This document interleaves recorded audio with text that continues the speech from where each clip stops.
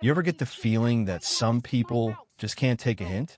Because let me tell you, nothing, and I mean nothing, could have prepared me for the day a group of strangers in matching polos rolled up to my old seaside cottage and told me I should hand over my key for the good of the community. Yeah, that's how this circus started. If you think I'm kidding, stick around because I promise by the end of this story, you'll either want to shake my hand or check your own front door. I've never liked surprise visitors, especially the kind who show up with clipboards plastered on smiles and some kind of manufactured authority. That morning, the Atlantic breeze was just right enough to set the pine needles whispering, soft enough to flutter my coffee steam. I was just sitting out on the porch, watching a distant freighter crawl across the horizon, when a sedan crept up the gravel like it owned the place. Out they came three of them, navy polos with Seabridge Dunes Community Council stitched over their hearts. Looked about as out of place as mall cops in a logging camp. I stood up, set my mug down, met them halfway. The woman, clearly the leader, offered a handshake like I was legally obliged to take it. "Good morning. You must be Mr. Rowland." I just looked at her, then at the two behind one man, one woman, both doing their best to look official. "You selling something?" I asked deadpan. She laughed, way too bright. "Not at all. I'm Karen, acting president of the Seabridge Dunes HOA. These are my colleagues, Todd and Angela." I nodded, didn't offer my hand. Karen barreled on. "We've noticed you're here a lot. We love how you keep up the place. It's a local landmark. But with our clubhouse under renovation, we wondered, would you mind sharing your cottage for a few days? In return, you get honorary access to all Seabridge amenities. Gym, pool, social events. It's a win-win." I let that sit for a moment, waiting for the punchline. When it didn't come, I said, "You do realize this house isn't part of your HOA, right?" Her smile didn't budge. "Technically, it borders our development, and, well, the parcel lines are a bit blurry. We see this as a transitional asset. Your grandfather's property predates us, but you use community roads. Most neighbors think of this as part of the shared environment." That was a lot of fancy talk for something pretty dumb. "Let me save you some time," I said, steady. "This is private property. My grandfather bought it in '64. It's not under your rules, never has been. No one but me gets to set foot inside, let alone live here. You're not getting any keys." Her smile tightened. She straightened, voice going flat.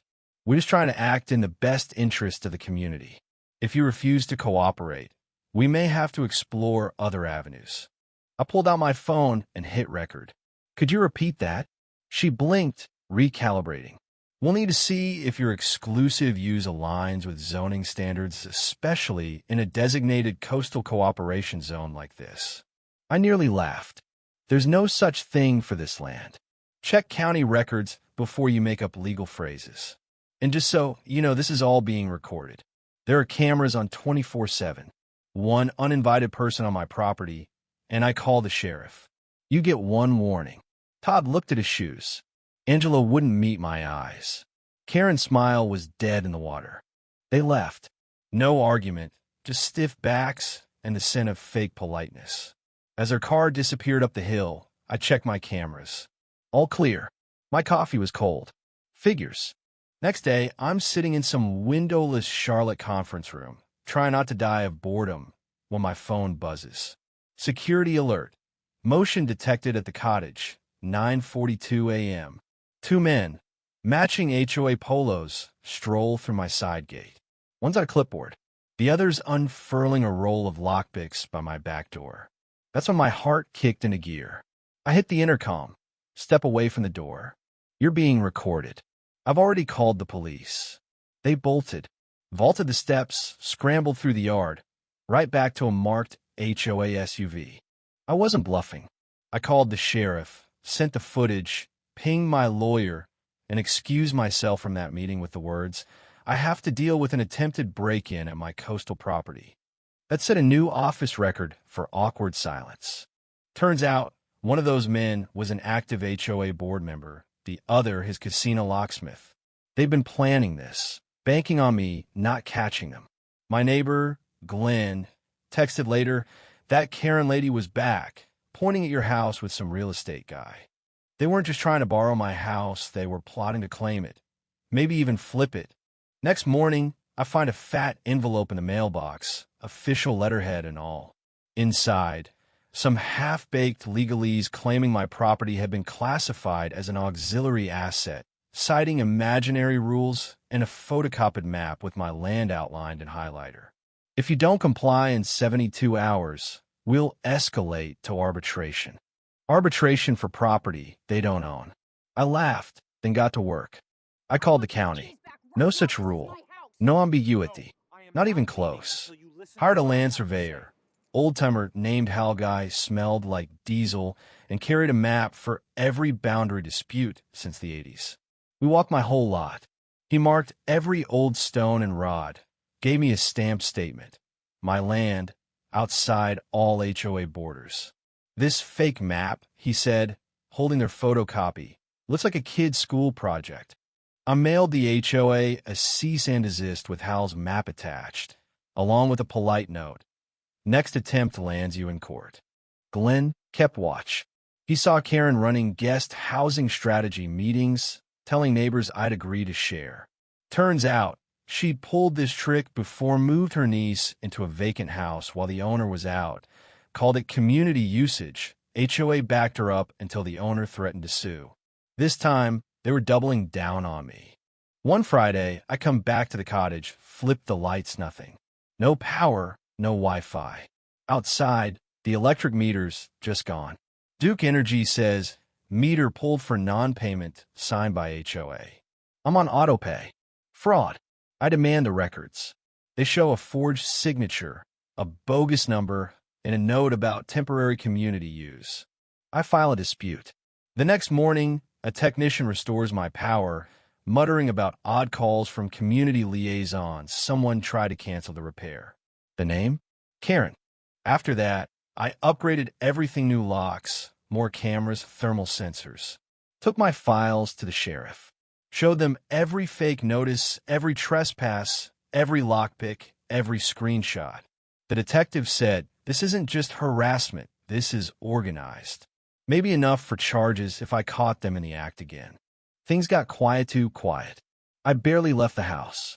Then one evening, my motion sensor picked up a guy outside the fence, taking photos, zooming in on my windows. Never crossed the line, but made his intentions clear. Next day, I find a flyer in my mailbox, reclaiming shared space and neighborhood solution. My house, faded out on a little map, labeled non-participating parcel. The message, don't let one stubborn owner hold back the community. Then Glenn calls. Same guys, try your back gate. No luck, but he was bold. That's when I found a hidden trail camera, camouflaged by the shed. Not mine. Someone had been coming back, collecting its memory cards. Surveillance, plain and simple. I swept the dirt for prints, added more cameras, and waited.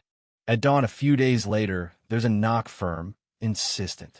I'm already filming when I open the door. Man in a suit, younger woman in business casual. I'm Nathan Crowley, independent arbitrator for Seabridge Dunes. This is your formal notice of arbitration. I let him talk. He tries to convince me to attend a community mediation forum, claims my property's about to be annexed in the next expansion vote. I laugh, no such thing. I tell them, you have no standing. Any attempt to enforce HOA rules here is fraud. Now leave. They do. I give their names to my lawyer. Crowley's not a legal anything, just some consultant. The notice was a bluff, a performance, all designed to rattle me. Instead, I put a restrictive covenant on my deed. No future owner can join an HOA here unless a judge says so. That weekend, while the HOA hosted their forum, I sent every bit of evidence to the state attorney general, then called a private investigator. If they wanted a war, I was done playing defense. Monday, my driveway's blocked by a trailer piled with emergency housing supplies. No plates, no ID, just a handwritten sign. Cars circle all day. I have the trailer towed, keep the footage, and start documenting everything. The paraben finds more. Karen's niece had done this twice before, forging leases, moving in while owners were gone, always with HOA cover.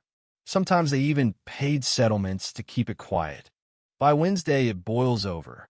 Some guy tries my garage, clipboard in hand, claiming he needs to inspect for emergency occupancy. I film him. Ruben intercepts, gets his name and plate, follows him out. That night, Ruben hands me emails from inside the HOA, anonymously forwarded. There's my address on a list. Keep the pressure on. He's a tech guy, not a fighter. Prep the trailer, file a false repair notice, get access until he cracks. Plans for fake violations, lockboxes for emergency responders. I give everything to my lawyer. The next day, we file a civil suit for trespass, fraud, conspiracy. The prosecutor opens a criminal case. News breaks Seabridge, HOA accused of forgery and unlawful entry. Karen gets arrested in her bathrobe. 2 board members resign. The HOA's accounts are frozen, their charter suspended. A judge dissolves the whole operation gone, just like that. Karen pleads out, 5 years in state prison, full restitution to every homeowner they targeted. My parcel gets flagged as a permanent, non-annexable easement. I install a steel sign at the gate, private property, not subject to HOA. Trespassers will be documented and prosecuted. Now, all's quiet. The only thing my cameras catch these days are deer, the odd raccoon, and the ocean wind. Just how I like it. So here's my question. Where do you draw the line between community and control? At what point does neighborly cooperation become trespass or even theft? If you've ever been pushed, prodded, or bullied by a group hiding behind official letters, what did you do? I'd love to hear it. Drop your story. Tell me where you stand. Because in the end, you either defend your ground or someone else will take it for you.